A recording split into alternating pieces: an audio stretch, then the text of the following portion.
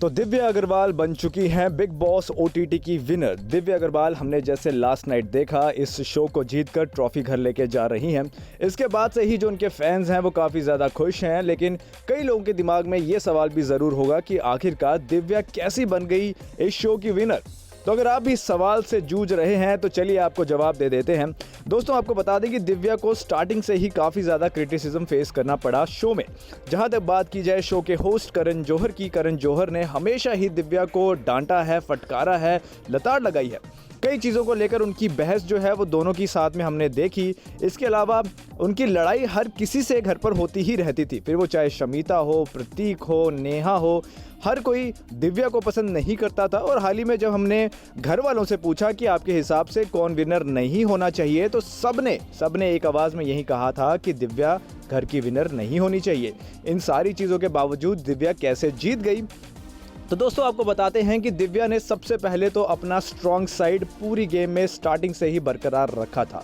दिव्या को जितना भी क्रिटिसिज्म फेस करना पड़ा, उन सारे क्रिटिसिज्म के बावजूद दिव्या ने अपनी स्ट्रॉन्ग गेम को बरकरार रखा और इसी वजह से कहीं ना कहीं लोग जो थे उनसे जुड़ते रहे। दूसरी बड़ी चीज़ जो हमने देखी वो ये कि दिव्या अकेली गेम में थी। स्टार्टिंग में हमने देखा जहां जोड़ियां बन चुकी थी, दिव्या की जोड़ीदार निकल गया। इसके बावजूद दिव्या को कोई फर्क नहीं पड़ा और दिव्या उसके बावजूद गेम में बरकरार रही।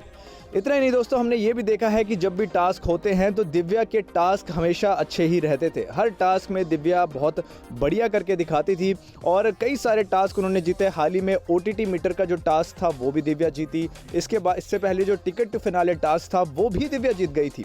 तो दोस्तों ये कहना गलत नहीं होगा कि जितना भी क्रिटिसिज्म दिव्या के लिए हो रहा था, दिव्या ने उसका इस्तेमाल किया और जितने भी टास्क होते थे उसमें परफॉर्म करके दिखाया। इन सारी चीज़ों की वजह से ही दिव्या जो है इस शो की विनर बनकर सामने आई हैं।